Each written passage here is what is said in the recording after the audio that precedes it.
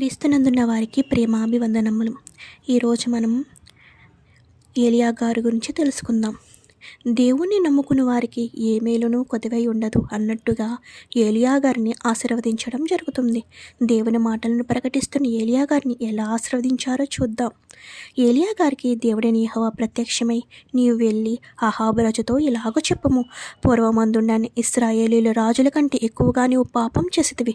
దేవుడైన యెహోవాను మరచి బయలునకు బలిపీఠములు కట్టి వాటికి మొక్కుతున్నావు.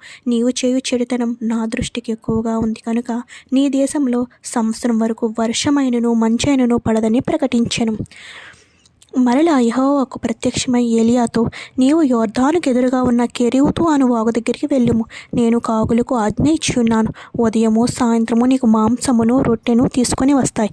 నీవు ఈ వాగులో ఉన్న నీళ్లు త్రాగము అని చెప్పాను. దేవుడు చెప్పినట్టే కాకులు ఉదయము సాయంత్రం ఏలియా గారికి ఆహారం ఇచ్చుచుండాను.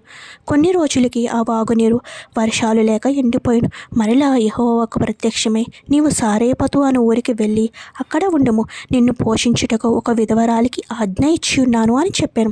ఏలియా గారు అక్కడికి వెళ్ళగా ఒక విధవరాలు కట్టెలు ఏరుకుంటుంది. ఆమెతో, అమ్మ, నాకు దాహముగా ఉన్నది, కొంచెం నీళ్లు ఇమ్మని అడుగగా తేవడానికి వెళుతున్నప్పుడు నాకు తినడానికి ఒక అప్పం కూడా తెమ్మని అడుగగా, అయ్యా, నా దగ్గర గిన్నెలో పట్టెడు పిండి, బుడ్డీలో కొంచెం నూనె మాత్రమే ఉన్నవి అనగా, అప్పుడు ఏలియా, భయపడవద్దు, వెళ్ళి నేను చెప్పినట్లు చేయము. మొదట నాకు ఒక అప్పం చేసి నా యొద్దకు తీసుకొని రమ్ము. తర్వాత నీకును నీ కుమారునికి అప్పం చేసుకొనము.